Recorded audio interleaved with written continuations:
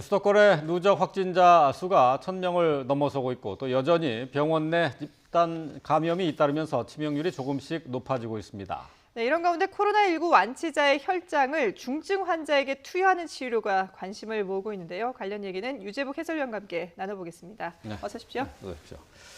자, 먼저 어제까지 집계된 코로나19 확진자 수부터 다시 한번 살펴보죠. 네, 어제는 101명이 늘었습니다. 그래서 9,887명이 됐고요.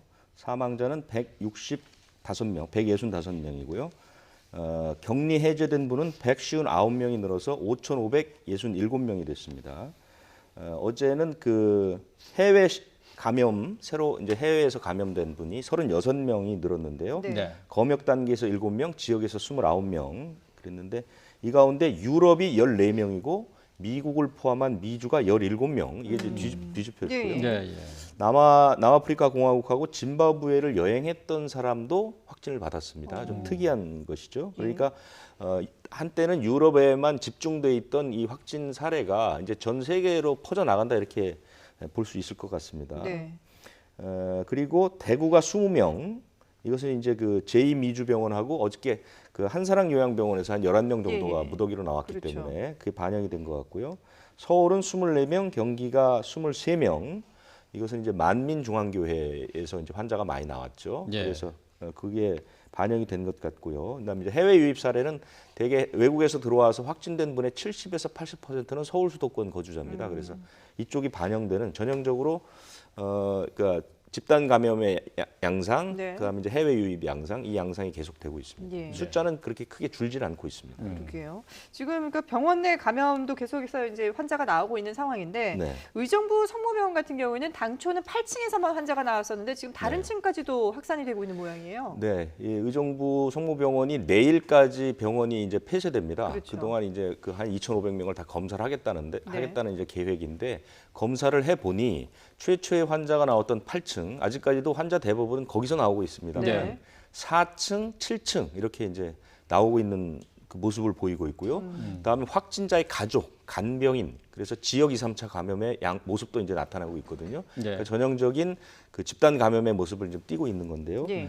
오늘 조금 전에 들어온 소식을 보면 간호사 한 명이 오늘 새벽에 확진이 됐는데 이 간호사는 7층 근무자입니다. 네. 그러니까 8층이 아니고요. 네. 그리고 4층에는 이제 그 간병인 2명이 확진이 됐는데요. 이 사람들은 그 4층과 8층을 오가면서 환자들을 돌봤기 때문에 이런 식으로 따지면 지금 그 일단 발생한 확진자들의 직업군이 환자도 있고 의사도 있고 간호사도 있고 종사자 환경미화원까지 있기 때문에 네. 특히 간병인들은 또 한꺼번에 모여서 식사 같은 걸 같이 하고 환경미화원은 또 근무하는 장소가 지하 쪽이고 네. 또 그분들도 따로 이제 머무는 공간이 있기 때문에 예. 사실은 전 병원이 다 지금 사실은 감염의 사정권 안에 다 들어있다 이렇게 이제 판단할 수 있겠습니다. 그래서 그래요. 과연 내일까지 이 정도의 확진자가 늘어난다면 내일까지 폐쇄하고 문을 열 수 있을까 하는 걱정도 있습니다. 그 의정부 성모병원 같은 경우 지금까지 이제 총 누적 확진자 수가 20명에 달하는데요. 네네. 지금 이 확진자를 뭐 분포를 말씀을 하셨지만은 간병인도 포함되어 있는 거 보면은 아무래도 이 확산세가 좀 심상치 않을 것 같아요. 그렇습니다. 지금 생각보다 조금 전에 말씀드렸듯이 이제 걸린 사람들의 직업군이 다양하고 네. 그다음에 그 사람들이 머물거나 오가는 공간들이 상당히 광범위합니다. 그래서 사실상 병원 내 감염이 좀 어느 정도 이루어진 것은 피할 수 없을 것으로 보입니다. 예. 네. 근데 지금 이런 뭐 병원 내 감염 또 해외에서 들어오는 사람들까지 포함해서 이 수도권에 집중되다 보니까 지금 네. 서울 수도권의 신규 확진자가 1,000명을 넘어섰어요. 사실 이게 어떤 의미를 크게 부여할 필요는 없다고 보이는데요. 예. 왜냐하면 서울 수도권에 우리 나라의 전체 인구의 절반이 삽니다. 그렇죠. 그래서 예. 그거에 비하면 뭐 1,000명이 늘어난 것은 그렇게 큰 의미를 부여할 것은 아니지만 네. 사실 우리나라는 그 대구에 있는 신천지라는 특수한 상황이 있지 않았습니까? 네네. 거기가 환자가 대부분이었고요. 그런데 이제 문제가 되는 것은 정부에서 계속해서 반복된 방역 대책이 나오는데도 불구하고 유사한 사례들, 그러니까 병원 내 감염이라든가 해외 유입 사례라든가 네. 이런 것들이 끊이지 않고 계속 나가고 환자 수가 줄지 않는다는 것. 네네. 이게 사실은 고강도 사회적 거리두기가 이번 주로 끝나기로 원래 계획이 돼 그렇죠. 있었는데 예. 아직까지 어떤 가시적인 성과가 나오지 않는다는 것. 이런 것들이 좀 불안한 부분이죠. 네. 지금 뭐 가장 뭐 수도권에서는 이제 의정부 성모병원에 대한 전수조사가 진행되고 있어서 이곳을 지금 주시하고 있는데 말이죠. 네. 근데 의정부 성모병원에 이렇게 코로나19가 감염된 그 원인, 감염 원인이 무엇인가? 이거는 아직 밝혀지지는 않았죠. 아직 밝혀지지 않았습니다. 지금 아직은 환자들이 계속 그 다발성으로 나오는 상황이고요. 그리고 이런 대형 병원이나 이런 곳에서 환자들이 나왔을 때 이 감염의 최초 원인을 찾는 건 굉장히 어려운 일입니다. 그래서 네. 지금까지도 그 많은 곳에서 요양병원이나 정신병원에서 많은 환자들이 나왔지만 실제로 최초의 감염원을 찾은 사례는 그렇게 많지는 않습니다. 그렇군요. 네. 자, 그런 거면 지금 이제 뭐 국내 코로나19의 치명률이 1.6%를 넘어섰는데 네. 뭐 그동안에는 기저질환이 있거나 연세 드신 분들이 많이 이제 돌아가시는 걸로 알려져 있었지만 지금 대구에서 40대가 기저질환이 전혀 없는데 건강한 상태에서 이 코로나19로 숨진 게 이례적으로 보고가 되고 있어요. 이례적입니다. 예. 왜냐하면 그 방역 당국이 통계를 하나 낸 게 있는데요. 그러니까 165명. 이번에 지금 그 오늘 사망하신 분은 아직 공식적으로 잡히진 않았지만 네. 비공식적으로 169번째 사망자로 잡히고 있는데요. 네. 어제까지 발표한 165명이 어떤 질환을 갖고 있는지를 조사해 보니까 기저질환이 없는 사람은 단 한 명이었습니다. 나머지 164명은 다 그 기저질환이 있었죠. 네. 한 명이 기저질환을 3개 정도 갖고 있었습니다. 그리고 순환기 계통이 1위였고요. 고혈압, 당뇨, 뭐 호흡기계 질환, 치매 이런 그 질환들을 상당히 많이 가지고 있었거든요. 예. 그런데 이제 오늘 새벽에 46살 남성이 대구 그 동산병원에서 사망을 했는데요. 네. 이분은 그 지난달 7일에 입원을 했으니까 꽤 오랫동안 치료를 그러게요. 받았는데 예. 나이도 많은 편이 아니고 기저질환도 없는데 이제 사망을 해서 사실 원인을 좀 분석을 해봐야 되겠지만 상당히 이례적인 일로 받아들여지고 있습니다. 네. 자, 코로나19와 관련해서 도움 말씀을 주기 위해서 한 분 더 모셨습니다. 뭐 조금 전에 화면을 통해서 잠시 보셨을지 모르겠는데요. 자, 명승권 국립암센터 가정의학과 교수 모셨습니다. 어서 오십시오. 네, 안녕하십니까. 자, 지금 저희가 그 얘기를 나누고 있습니다만은 그 의정부 성모병원 같은 경우 지금 감염원을 지금 확인할 수 없는 상황이다 이렇게 얘기를 하고 있거든요. 근데 지금 이제 사회적 거리 두기도 이제 강화된 상태에서 시행되고 있는데 그런데도 이런 식으로 지금 감염이 확산되는 것은 어떻게 봐야 됩니까? 근데 이제 저는 이 상황을 두고 뭐 확산이 된다, 뭐 뚫렸다, 뭐 이런 좀 자극적인 그리고 좀 과장된 표현은 사실 맞지 않다고 봅니다. 그래요? 네. 왜냐하면 우리가 항상 뭐 한 달 전부터 계속 얘기해 왔습니다만 우리나라 지금 발생하는 양상은 대부분 80% 이상 최소한 85%까지가 다 집단을 중심으로 한 감염 상태입니다. 네, 예. 그렇기 때문에 특히 병원 시설은 요양병원은 언제라도 지금까지 괜찮았지만 한 명의 그 확진자가 들어가서 사람들한테 퍼질 가능성은 항상 존재합니다. 네. 완전한 그 종식이 되지 않는 한 예. 그런 가능성은 앞으로 한 달, 두 달로도 언제라도 있을 가능성은 있겠죠. 예. 그런 상황에서 그럼 왜 이런 상황이 발생을 하느냐? 네. 제가 봤을 때는 일단 그 우리가 완전히 우리 국내에서 여행 제한을 한 게 아니잖아요. 그러니까 대구 경북 지역에서 많은 환자가 발생을 했었는데 예. 또 이동을 하면서 예. 이 경기 서울 이제 수도권에서도 당연히 그 중에 확진자분이 이렇게 이동을 했을 가능성이 있거든요. 네. 예. 그걸로 사실 생각을 해야 됩니다. 그렇다면 이거를 어떻게 앞으로 이 병원 내 집단 감염을 막을 수가 있는가? 네. 여러 가지 방법이 있겠지만은 제가 봤을 때는 일단 이런 방법이 있습니다. 좀 쉽지는 않겠습니다만 입원하는 환자에 있어서는 예. 무증상이라 할지라도 무조건 검사를 합니다. 일단 하죠 지금. 이번 지금도 당시에 병원에서 지금 하고 하고 있잖아요. 근데 예. 모든 병원이 다 지금 하고 있는 건 아니거든요. 예. 선별 진료란 걸 하고 있지만 제 얘기는 그 PCR 검사 있잖아요. 네. 예. 아니면 예. 이제 그 유전자 부분은- 증폭 검사요. 예, 그건데 그거 말고도 간단하게 할 수 있는 게 이제 혈액을 통한 항원 혹은 항체 검사라는 방법들이 있거든요. 네. 이걸 통해서 확실히 문제가 없었다고 인정받는 그 입원 환자라 할지라도 한 뭐 단기간 뭐 3일에서 혹은 7일 정도 1인실에 격리해서 입원을 시킵니다. 네. 그리고 증상을 보고 어느 정도 잠복기 최대 잠복기는 아니더라도 대략 7일 내외 정도 3일에서 5일 정도 내외 예. 큰 증상이 없다면 이제 다인실에도 갈 수 있는 이런 방법들을 좀 도입을 한다면 네. 이러한 확률들을 좀 줄일 수 있지 않을까 네, 생각합니다. 그래요? 지금 현재 잘 아시는 대로 아사명 같은 경우는 응급실에서 검사를 통해서 그 진단이 됐지만 예. 또 다른 병원에서는 입원 당시에는 아무런 증상이 없었던 상황에서 입원을 했었거든요. 예. 그리고 나서 증상이 발생했으니까요. 그래서 이런 부분들은 물리적으로 현실적으로 완전히 100% 차단하는 건 사실 불가능합니다. 현재. 하지만 그런 확률들을 좀 낮출 수 있는 좀 더 강력한 방법들을 도입을 하는 게 필요할 것 같습니다. 근데 입원 환자 같은 경우 이제 병원에서 1인실에 한 일주일 정도 두고 상태를 지켜본다는 게 이게 병원에서 감당할 수 있는 수준입니까? 그러니까 이제 제 얘기는 어차피 우리가 계속 관찰을 하잖아요. 증상을 항상 물어보고 환자 볼 때. 핵심은 초기 입원할 때 다인실보다는 네. 일시적으로 그 1인실에 입원시키자는 거죠. 네. 3일에서 5일 정도. 네. 그리고 뭐 앞서 말씀하시면서 이제 그 아산병원의 경우에도 응급실에서 이 확인이 됐다고 그렇죠. 하셨는데 그게 아니라 응급실에서는 사실 이게 음성으로 나오고 아, 그 예, 이후에 네, 그렇죠. 이제 입원 상태에서 네. 의정부 병원을 다녀왔다는 게 알려지면서 검사를 해서 확진 판정을 받는 네, 걸로 그래서 저는 제가 아까 들었거든요. 말씀드린 게 입원 당시에 문제가 없었다 할지라도 네. 1인실을 둬서 하는 방안들을 한번 고려해 볼 수 있다는 예. 것이죠. 네. 그러니까 지금 명 교수 얘기는 이동 제한 조치를 하지 않는 한 알 수 없는 감염원으로부터의 감염은 계속될 수밖에 없다. 그리고 뭐 이런 이동 얘기네요. 제한을 한다 손치더라도 일부에서는 또 빠져나가는 사례들이 당연히 있어 왔고 네. 지금 현재 우리 전 세계적으로 유럽이나 미국 엄청나게 많은 환자 늘어나는 게 그 나라들이 뭐 이동 제한을 전혀 안 하는 건 아니잖아요. 네. 초기부터 중국발 입국 금지를 다 시행한 나라들이 많이 있었거든요. 그러니까 그런 부분은 이 감염이란 게 우리 인간이 지금 통제하기에 사실 어려운 부분이 상당히 많은 거는 인정을 해야 됩니다. 예. 예. 예. 그러니까 현실적으로 봤을 때 이동 제한을 하기가 쉽지 않기 때문에 병원 내 감염을 막을 수 있는 방법을 자체적으로 네. 대책을 마련해야 된다라는. 지금 뭐 그런 말로, 다른 집단 예. 시설은 좀 어느 정도 네. 지금 현재 컨트롤이 잘 되고 있는데 예. 지금 계속 나오는 문제는 병원일 겁니다. 병원. 그래서 이 병원에 대한 이 어떻게 그 확산 대책이나 이런 거를 좀 더 강력한 대책을 좀 더 전문가들과 그다음에 이제 보건 당국에서는 좀 더 연구를 해봐야 될 것 같습니다. 예.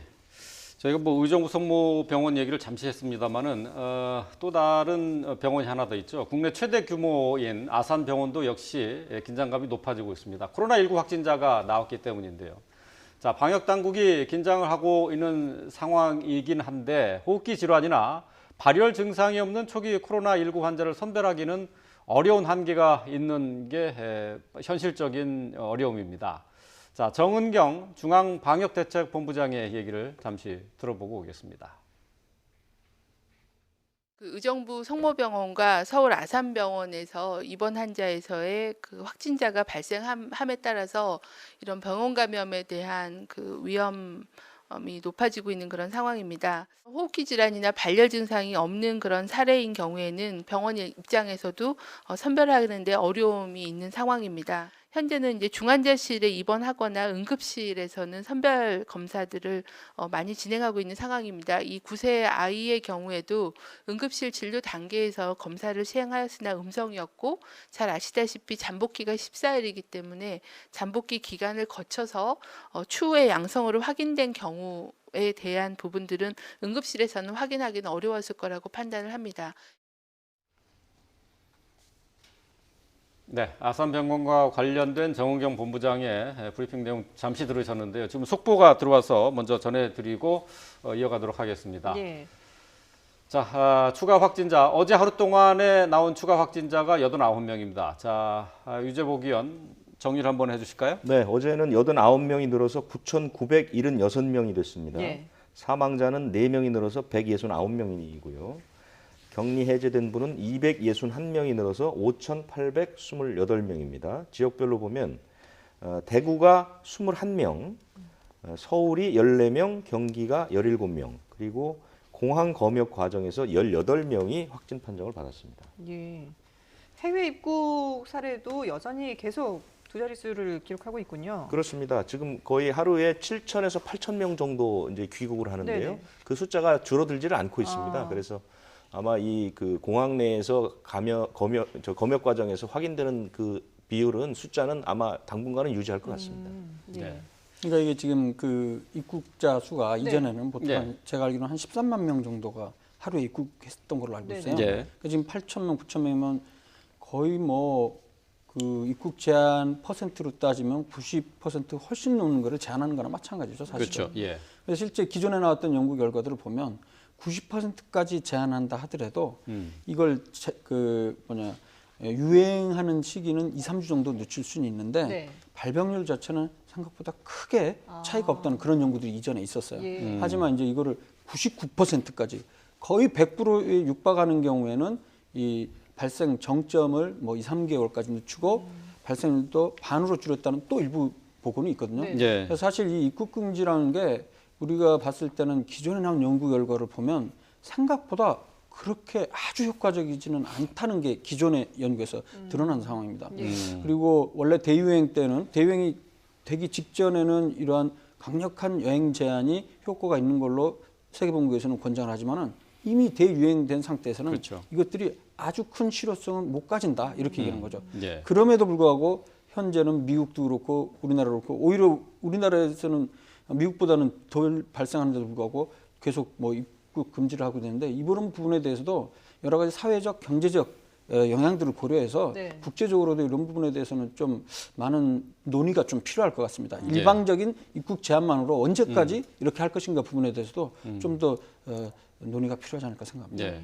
그러니까 발생 초기에는 입국 금지나 이런 것들이 어느 정도 효과를 발휘할 수 있는 건 있는 아닙니까? 거로 알려져 있죠. 예. 네. 근데 이제 지금 상황은 이제 아니다 네네, 이거죠. 네네. 예. 그렇지만 뭐 현실적으로 유럽 특히 미국 같은 경우는 굉장히 확산하는 상황인데 예. 우리가 무작정 이 인원에 대해서 입국을 금지하기는 또 현실적으로 어려운 부분이 있죠. 이게 효과가 있다 없다를 떠나서. 네, 그렇군요. 자, 저희가 그리고 앞서 이제 그 속보를 전해드리기 전에 정은경 본부장의 아산병원과 관련된 얘기를 들었는데 유 의원 지금 현재 그러니까 아산병원이 정확하게 어떤 상태인 건가요? 9살 여자 어린이가 네, 확진을 받았죠. 그렇죠. 그리고 나서 병원이 일부 이제 이 어린이가 입원했던 병실, 그다음에 다녀갔던 진료실들이 일부 폐쇄됐는데 오늘 다 정상 운영으로 돌아왔습니다. 오늘부터요? 네, 예. 소아과 병동만 이제 폐쇄된 상태고요. 예.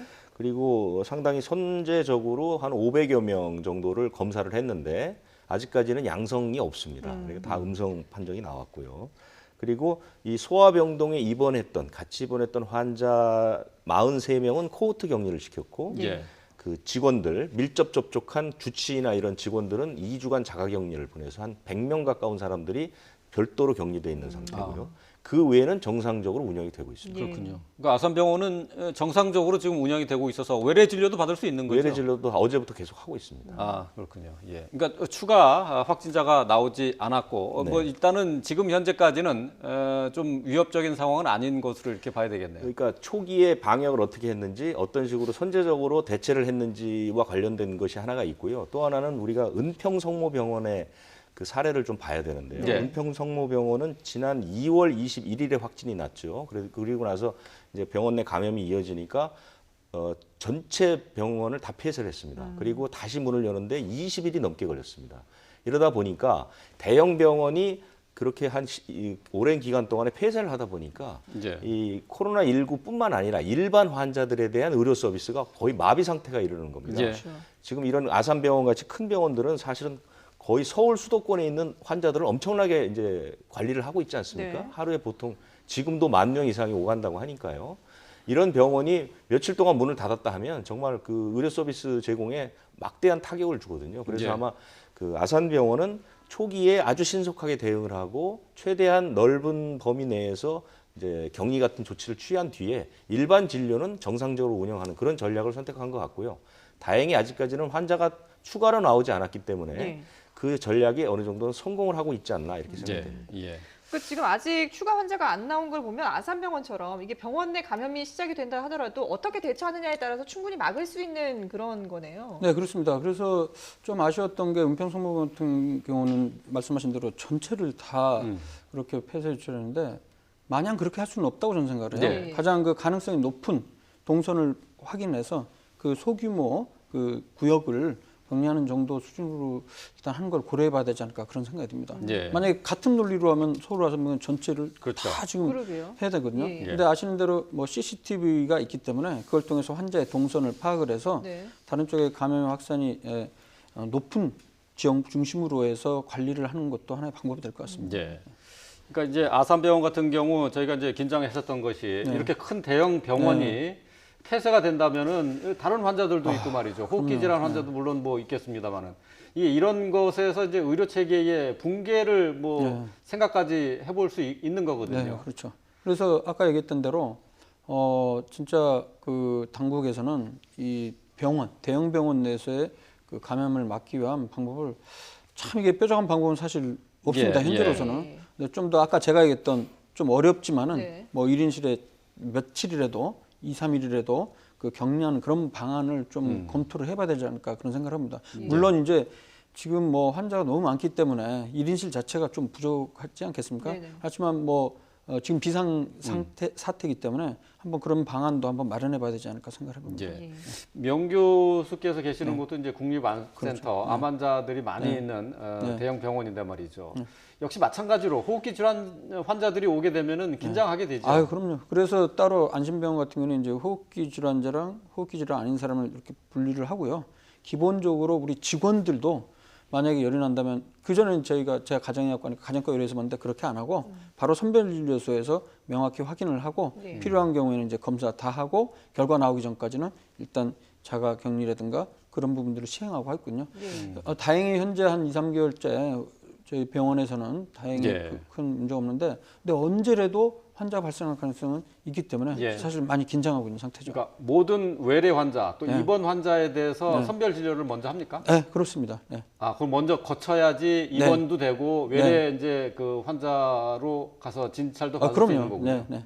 기본적으로 이제 아시겠지만 선별 데스크가 있고 선별 진료소가 따로 있죠. 네. 선별 데스크는 병원 입구 건물마다 바로 앞에서 우리 직원들이 번갈아 가면서 우리가 체온이랑 여러 가지 히스토리를 다 체크를 합니다. 네.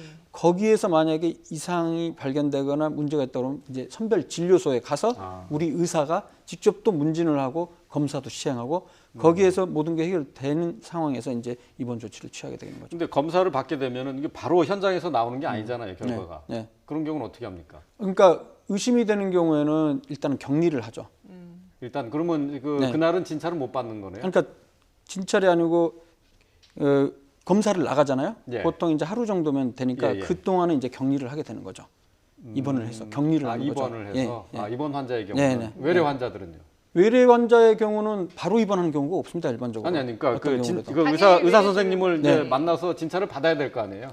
일단은 그 호흡기 증상 선별대에서 없는 사람은 외래로 보통 가게 되죠. 그러나 외래 가기 전에 증상이 있다고 하는 사람들은 선별진료소를 미리 가게 됩니다. 그러니까 따로 구분이 돼 있어요. 아, 거기서 진찰을 이제 한다 이거. 그렇죠. 외래가 아예 발열이라든지 이런 증상이 예. 없는 사람들은 이제 그렇죠. 바로 진료를 받을 수 있는 거군요. 선별 예. 데스크에서 확인해서 전혀 문제가 없고 네네. 뭐 중국 방문 병력이나 대구 경북 이런 병력이 없다면 네네. 예. 이제 외래로 갈 수가 있는 거죠. 네. 지금 뭐 어쨌든 뭐 산발적인 집단 감염이 나오고 있어서 뭐 여전히 긴장감은 높은데요. 근데 특히 이제 주목해서 보고 있는 것이 서울을 비롯한 수도권 지역의 확진자가 조금씩 늘어나고 있다는 것이 조금 불안스럽지 않나, 좀 불안하게 보는 분들이 많이 있거든요. 이건 어떻게 그 판단해야 됩니까? 근데 뭐 잘 아시는 대로 최근에 한 1, 2주 전까지만 하더라도 거의 계속 그렇게 많이 늘지가 않았어요. 그렇죠. 비슷비슷하게 하루 확진자가 비슷했어요. 네네. 근데 가장 최근에 약간 이제 집단 병원이라든가 뭐 교회 이런 집단 시설에서 조금씩 산발적으로 몇십 명씩 발생하니까 늘은 거거든요. 네. 근데 보시는 대로 어제 같은 경우에도 지금 한 열 몇 명으로 좀 줄어든 상태거든요. 예. 기존에 14 명, 30명씩 예. 이렇게 서울이 하다가 14 그래서 명. 이런 부분은 지속적으로 집단 시설 내에서 산발적인 확진자가 나온다면 계속 오르락 내리락 할 겁니다. 근데 이거 자체가 뭐 확산되고 있다 예. 그렇게 판단하기에는 조금 그 데이터가 사실 부족하다고 저는 생각을 해요. 아직 그렇게 판단하기는 이르고요. 예. 예. 잘 아시는 대로 우리나라에서는 다른 나라랑 정말 다른 게 보면 원인을 알 수 없이 경로를 알 수 없는 지역사회에 확 환자들이 발생하는 그런 개념이 아니고 네.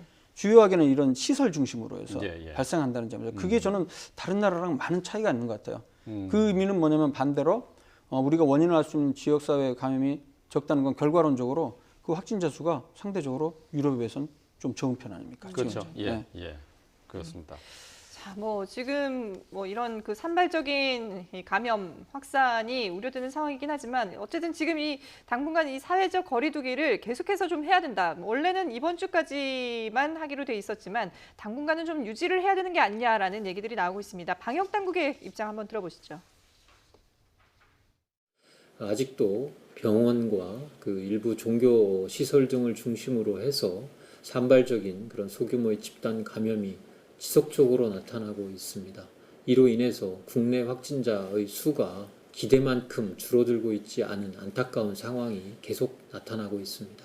해외로부터 들어오는 우리 이 해외 유입 사례도 계속 보고가 되고 있는 상황이고, 국내 이외의 국제적인 상황에서도 그 국제적으로도 사망자 수와 더불어 확진자가 가파르게 증가하고 있는 국제적인 상황이 계속되고 있기 때문에 이러한 상황 하에서 섣불리 사회적 거리두기 조치를 완화하기에는 상당한 어려움이 있다라는 것이 저희들의 평가입니다. 예. 지금 이 당분간은 고강도 사회 거리두기를 계속 유지를 해야 된다. 지금 섣불리 이거를 완화하기는 힘들다. 이렇게 판단을 하고 있는 것 같은데요. 그렇죠. 예, 당분간이라는 건 어느 정도 더 생각을 해야 될까요? 제가 알겠습니까? 참 어렵죠. 어려운 문제입니다. 네. 어려운 문제고 방역 당국에서도 이제 일주일, 2주일 전만 하더라도 100명대로 계속 이하로 유지가 잘 되고 있다가 네네. 가장 최근에 또 유럽, 미국발 해외 입국자 수가 수십 명이 증가하면서 또 100명 위로 올라가거든요, 사실은. 뭐 저는 개인적으로는 좀 더 긍정적으로 좀 바라보고 싶은데요. 지금 앞으로 진짜 한 이번 주까지 봐서 조금 안정화된 상태라고 저는 생각합니다. 100명대 내에서 계속 네. 아래쪽으로 나오는 예. 때가 많아졌으니까.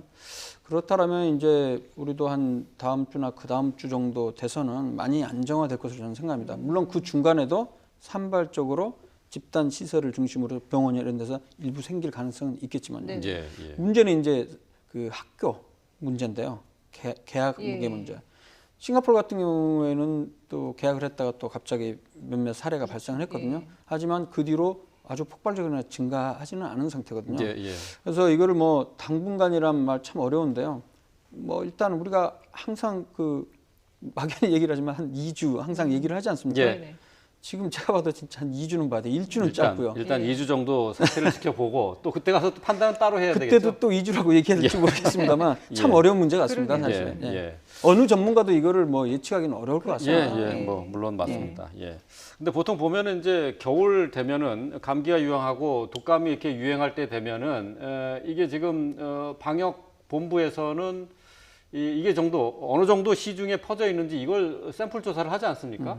코로나19 같은 경우에도 이제는 이제 무작위로 지역 사회에 어느 정도 퍼져 있는지 이걸 조사해야 될 때가 아닌가 싶긴 한데 어떻게 그것도 보세요? 좋은 아이디어 같습니다. 이런 상황에서는 PCR이라는 이런 좀 복잡하고 시간 많이 걸리는 검사 말고 그냥 항원 혹은 항체 검사라는 방법이 있거든요. 네. 그런 혈액을 통해서 간단하게 빠르면 뭐 10분, 15분 안에 결과가 나옵니다. 물론 정확도는 PCR에 비해서 확진 검사에 비해서 좀 떨어지긴 합니다만 그런 검사를 통해서 확인하는 방법도 우리가 좀 한번 고려해 봐야 되겠죠. 네. 예, 알겠습니다. 근데 뭐 이제 앞으로도 한 2주 정도를 더 이 고강도 사회적 거리두기를 해야 될 것으로 전망을 일단 하셨는데 유은혜 교육부총리도 지금 이달 말부터는 개학을 할 수 있을 것 같다. 뭐 오전 오후반 나누어서라도 일부 개학을 하겠다라는 얘기를 했거든요. 그런 걸 네. 보면 일단 정부에서도 한 2주 정도를 생각한다고 보면 될까요? 정부에서 뭐 2주를 이렇게 꼭 집어서 생각하는 건 아니고요. 예. 개학이라는 게 뭐 사실은 계약 연기 결정이나 온라인 계약할 때 전문가들도 많이 말씀을 하셨지만 어떤 사회적인 분위기를 끌고 가는 어떤 지표 같은 역할을 합니다. 그렇죠. 그래서 물론 안전을 위해서 뭐 지금처럼 사회적 거리두기를 고강도로 하는 것도 중요하지만 네. 이것이 뭐 우리 나라를 꾸려 나가는 데 있어서 경제라는 것도 있고 사회라는 것도 있고 또 사람이 집에만 있을 수가 없기 때문에 개학을 조금 이제 고민하는 문제가 있는 것 같고요. 또 하나 이제 교육 당국의 그 고민은 뭐냐면 평가에 관한 문제입니다. 학생들의 평가. 우리는 이제 고등학교 입시가 있고 대학 입시가 있기 때문에 네. 시험이라는 걸 봐야 되거든요. 그런데 과연 온라인으로 평가를 한 그 수업 그 시험 성적을 객관적으로 인정할 수 있느냐 이 부분인데요. 많은 교육 그 전문가들이 시험은 그래도 모인 상태에서 지필고사를 봐야 된다는 그 의견들이 상당히 우세합니다. 네. 그래서 중간고사를 좀 연기하더라도 5월 말에는 봐야 되고요. 기말고사 7월 말쯤 보려면 어쨌든 그때까지는 학생들이 학교에 나가는 수업들을 이제 만들어야 되는데 이것을 한꺼번에 모든 아이들을 다 나와라 이렇게 얘기하면 위험이 너무 크니까 방역을 계속하면서 온라인과 학교에 출석하는 수업을 좀 조정하는 것이죠. 예. 그러니까 처음에는 9대 1의 비율. 그러니까 온라인 수업을 9로 하고 출석을 뭐 학년별로 몇 명 또는 뭐 학교별로 몇 명 이런 식으로 이제 소수가 출석을 해서 그 사람들은 충분히 이제 뭐 거리도 둘 수 있고 방역도 가능한 상태에서 수업을 하다가 이 비율을 조금씩 맞춰가는 그런 과정을 지금 아마 교육부에서는 고민을 하고 있는 것 같고요. 그래서 네. 그 출발점이 이제 한 말쯤 되지 않을까. 왜냐하면 이달 이제 앞으로 20일쯤이면 초등학교 저학년도 온라인 개학을 하지 그렇죠. 않습니까? 예. 그러니까 그 후쯤에는 이제 조금 그 학교에 나오는 개학을 아주 적은 비율부터 좀 시작을 해보지 않을까 뭐 이런 고민들을 하고 있는 것 같은데요. 네네. 실제로 외국이 지금 160개국 정도가 휴학 상태입니다. 전 세계 나라 중에 160개국은 학교 문을 못 열고 있는데 일부 여는 학교들이 있습니다. 호주라든가 싱가포르라든가 타이완은 또 의외로 상당히 모범 국가입니다. 그래서 타이완 같은 나라는 아이들이 학교에 오는 등굣길을 세분화했습니다. 그래서 한 20개, 30개를 만들어서 네. 아이들이 한 곳에 몰려서 등교하지 않도록 하고 학교에 들어오는 입구마다 다 뭐 발열 검사를 하고 효과가 어느 정도 있을지 모르지만 교실에 또 전부 칸막이로 수업을 하고 그런데 타이완 아직까지 뭐 크게 발병했다는 소리가 없고요. 싱가포르도 예. 유치원에서 발병을 했지만 그 이후에 큰 문제는 아직 없거든요. 그래서 마냥 닫아두는 것만이 능사는 아니다. 네네. 이런 생각도 좀 해볼 필요가 있어 보입니다. 근데 네. 이제 우리가 초기에 싱가포르, 대만, 홍콩 같은 경우에 굉장히 모범 국가로 뉴욕 타임스나 외신에서도 그렇게 얘기를 했고요. 또 그래서 일부 사람들이 우리나라 지금 그 방역 대책에 대해서 또 다른 외신들도 굉장히 칭찬하는데 그렇지 않다. 우리가 그렇게 잘하는 거냐. 싱가포르, 대만, 홍콩 봐라 얼마나 잘하느냐. 예, 예. 이걸 우리도 따라가야 된다면서 오히려 우리나라 그 잘하고 있는 것을 좀 폄하하는 분들도 좀 있더라고요. 근데 저는 그 이유 중에 하나는 싱가포르, 홍콩, 대만이 굉장히 잘하는 방역 대책도 있지만 저는 환경 기후적인 요인도 어느 정도 미쳤을 거라고 생각합니다. 그래요? 예. 실제 제가 지난번에 설명드렸는지 모르겠습니다만 지금 1위부터 한 10위권 안에 있는 굉장히 많은 국가들, 우리나라가 지금 한 15위 정도로 이제 발생자 수가 나오고 있는데 그 나라들이 공통적인 게 뭐냐면 북위 30도에서 50도에 해당하는 나라들이거든요. 네. 중국, 우한, 우리나라, 뭐 이탈리아, 스페인, 프랑스 등등이 다 거기에 속합니다. 이란마저도. 예. 그런 상황인데 그 바로 3월 달에 유행했던 그 나라들이 온도가 5도에서 한 11도 사이에 해당하는 데고 뭐 습도는 47%에서 79%인데 싱가포르 같은 경우는 위도가 1도입니다. 적도에서 1도 정도 북위 1도고요. 홍콩, 대만 같은 경우는 20도 되거든요. 네. 그리고 초반에는 환자 수가 딱 늘다가 실제 여러 가지 강력한 대책도 했지만 바이러스 활성도가 20도, 30도 넘어가는 상황에서는 떨어졌던 걸로 추정을 할 수 있다는 거죠. 예. 물론 여러 가지 요인들이 있겠습니다만 뭐 그런 측면에서 봤을 때 아까 2주 얘기한 이유 중에 하나도 전체적으로 확진자 수도 이제 올라가는 추세라기보다는 계속 오르락내리락하면서 좀 낮은 100명 미만으로 이제 유지될 거란 말이죠. 그러면서 온도도 지금 현재 계속 이제 올라가고 있는 상황입니다. 네. 예. 그렇다면 바이러스 활동도 떨어지면서 좀 더 완화가 되지 않을까 이렇게 좀 예측을 해봅니다. 예. 그러니까 바이러스가 열에 약하다는 얘기를 우리가 자주 들어왔었기 네, 때문에 이제 기온이 높아지면은 바이러스 활성도가 떨어져서 네. 이 전파력이 떨어지지 않겠느냐 이렇게 예측하고 있는데 이것도 사실 근데 네. 과학계에서는 설왕설래하는 얘기거든요. 그렇긴 한데 중국에서 나온 데이터에 의하면 지역별로 온도를 비교해 봤을 때 8.7도 정도에 해당하는 데서 가장 환자 수가 많았고 온도가 올라감에 따라서 계속해서 점차적으로 줄어드는 양상이 보고된 논문이 있습니다. 아, 그래요? 그런 상황이고 그다음에 실험실적 조건 하에서도 20도 정도 이상이 되게 되면 바이러스 활성도가 코로나 바이러스 계열들 이전에 사스나 메르스도 다 활성도가 낮아지는 것으로 되어 있어요. 근데 이런 부분들은 물론 여름이나 이럴 때 일반적인 독감이나 이런 게 줄어드는 게 꼭 그것 때문이라고 말할 수는 없지만 그거 말고 이제 사람들의 생활 습관도 달라지는 거죠. 이전에는 겨울에는 온도가 낮다 보니까 실내에 있는 확률이 더 많고 그러니까 잘 퍼졌지만 지금은 이제 주말에 많은 분들이 이제 나가 계시잖아요. 이렇기 때문에 제가 봤을 때는 조금 더 긍정적으로 희망을 좀 가졌으면 좋겠고요. 유럽 같은 경우도 최근 그 하루 확진자 수 보면요.